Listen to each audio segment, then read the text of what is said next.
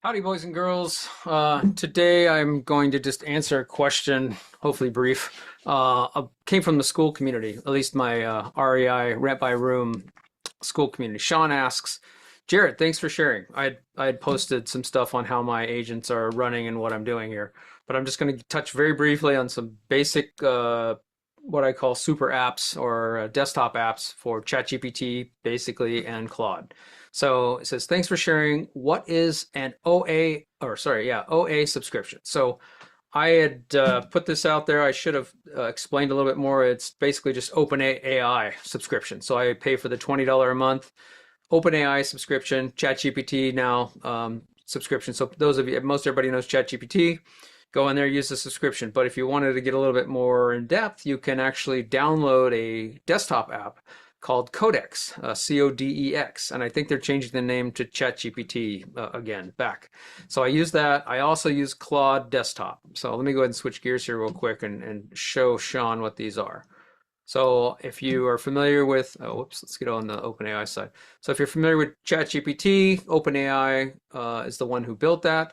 They do pretty good, I guess, in my experience, but they're not profitable, so I don't know how long they're going to be around. A couple more years, I hope, at least. But I use them because they're frontier models. They have ChatGPT 5.6, and they have, I think it's Terra, Soul, and Luna, and Soul is the best one, but it uses up more tokens. But that's why I use the subscription, and I think that's what Sean was alluding to. Is like, hey, how do you get away with that? So what I do is I use the subscription for ChatGPT, $20 a month, and I also pay for the Claude, $20 a month. And what I do is I architect with Claude, and then if I need to do any more elaborate code, I'll use Codex, or now it's called ChatGPT desktop versions. So if you want to download those, you go to OpenAI and you can go here and actually go here and you can download Codex. And you go download for Windows. I know they have a command line version for Linux. I have it in Mac. I'm assuming if you go from a Mac, you'll have that option there. So you can download this, and I'll show you that in a second, or you can download Claude. Now I use both, and I've used both with the $20 subscription. I'll explain why in a second.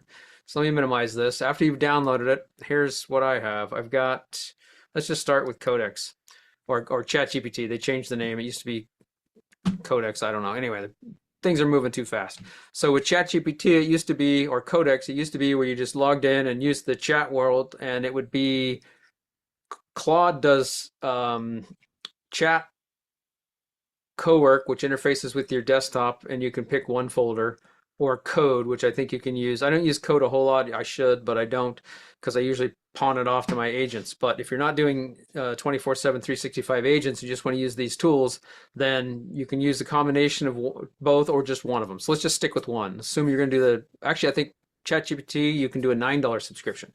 So I would say get a $9 subscription or even use the free one for a while, but you'll run into the wall pretty quick. Up at the top here, this is new.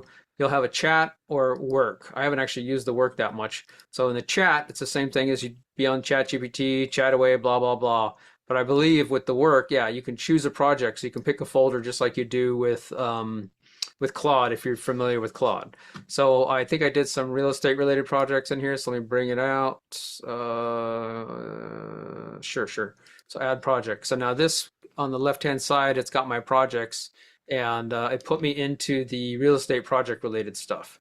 And I don't see it here. I built Property Scout, but it's not in here. I did that on the agents. Okay, well, anyway, this is the app. You download it, you play with it. You've got two interfaces, basically. You got your chat away, ask it questions, blah, blah, blah, or the work here. And I'm not the authority because I barely use the work at all. I think it's a fairly new feature here after a week or so. So anyway, here's one version, right? You can come on here and use Codex with your $9 or $20 subscription. Or what I typically do is I use Claude. And the reason I use Claude is it doesn't allow you to use the subscription, the $20 subscription on your agents if you're running like a Mac or a Linux box or even a Windows box with agents that run 24/7, 365. Whereas Codex or OpenAI's version of their desktop app does, or their subscription does. So that means I can use my agents that leverage that subscription to use that 5-hour window. I think they both have a 5-hour window. If I go over here and click on this, you'll see settings and you have usage, right? And you haven't used anything because I've been busy with other stuff. But anyway, this will show your usage, and you typically have, you know, I'm on. It says Max, but I used that when Fable 5 came out, so ignore that. It'll switch over to the $20 subscription here soon. So anyway, you come in here, do the same thing. If I download the Claude desktop app and I have the subscription, you can use this, and you can organize things and you can play with this to your heart's content. If you want me to get a little more in depth on Claude or Codex, I'm not the best at it, but I can try. And then the agent stuff, comment, and I'll comment below and ask me what you're interested in. I'll do my best to try to tackle that. So, but with Claude, you have this home and then you have chat. So if you come in here and you're just chatting away, it's just like you're on Claude and then chatting on the web. But I like to use Cowork because I like to interface with the system itself, my PC. And just so happens some of these folders are local to the PC, but some of these are Google Drives, and some of these are actually mapped to my Mac. So the way I like to operate is if I'm going to build something, I'll architect it here in Claude, and then either save it to the directory, which is actually on the Mac, or take it and do codex for a bit to clean up the code and then pipe it over. If it's a big complex project that I think is going to use a lot of energy or subscription time, then I'll do it here and I'll manually go through it.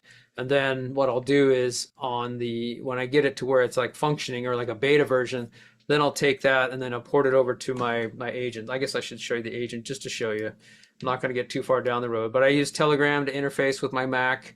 I've got Herm, which is my main CO agent, which talks to the rest. I've got my dev bot that it does all the coding work. My property scout that runs out and scans for properties every day for me. I'm in real estate. If you're watching this from the real estate channel, you understand that. If you're watching it from an AI perspective, then this is just overhead.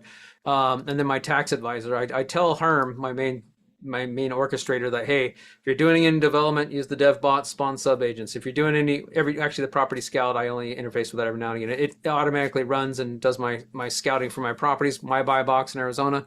And then the tax advisor, it sits there, but I loaded up the entire tax code, Arizona specific stuff, some other things that are tax related, and threw it all into the context of the tax advisor agent.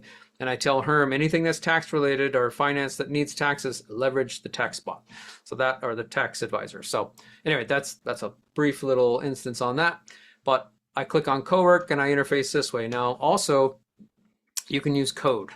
Now code I'll touch on briefly. So if you've got something you want to work on and you're going to do a lot of coding, you come in and you do it. You don't need to know code, but it can kind of help you. But I don't use code that much until I get a little artifact or something down the road that I can leverage. Artifact, let me click on this. We'll just show you. If you've built something like, I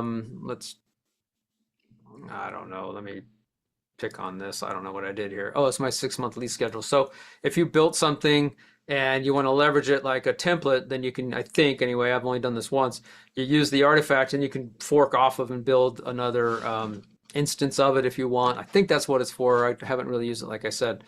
But that's it. That's high level. I just wanted to show this. I use these 2 desktop apps in the subscription. But again, the reason I do it that way is because I use Claude to build with. And I do use a framework. Let me go ahead and mention this real quick before I wrap this up. So back to the Skool community. If you're in the Rent by Room Skool community, for free, by the way, at the very top, let's go back to it. In the classroom section, there's an AI section, AI in the classroom. And if you click on this, I have something I think that will save you money, time, and a lot of effort and a lot of debug work down the road if you're building any kind of apps at all, or any kind of thing that you're interfacing with AI, saying, hey, build me this. I would encourage you to reference this real quick. Essentially, instead of vibe coding, like everybody says, just go off and start building shit, I would come at least read this, right? So here's the site, or here's the page with some of the sites that are just links to, OpenAI, Hermes. So the agent I referenced a while ago that runs 24/7, 365. It used to be OpenClaw. It's basically harness, or it's I don't know, orchestrator, harness, whatever you want to call it. I was using OpenClaw, but the memory on that thing just sucked and it was too much of a pain in the ass. So Hermes is the agent I'm using now, and I recommend it. It's awesome. It just works if you're going to go down that road. If you want me to explain some of this, comment below and I'll do my best to explain that. I spend more time in the agents than I do the Codex and Claude, so that's why I'm more familiar with that.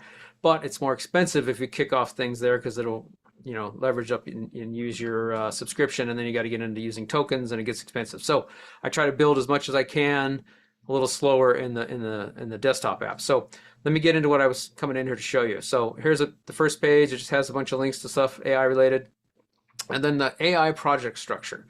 So the high level of it is, I won't go too deep down the rabbit hole. The high level is architect it first, figure out where you want to go, and then back into it, like figure out, like if you're going to build a house, build the foundation first. In order to build the foundation, you need to know how big you want the house. So you typically need an architect, or at least have an idea of how big you want the house so you can build the foundation to fit the house you're trying to build.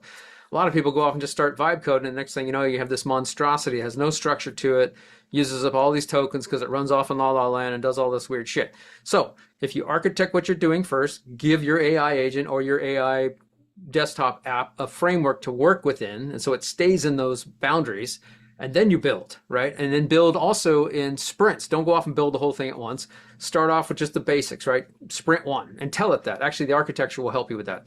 And if you don't want to read all this and you don't want to get too far down the rabbit hole, do this.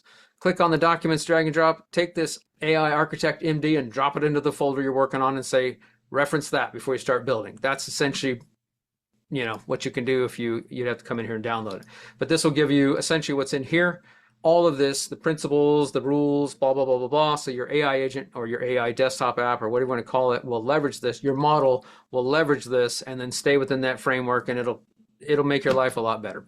Anyway, I hope that helps. Hope I didn't get too far down the rabbit hole there, but if you have any questions or want me to expand on any of these, let me know. Thanks. Have a good one.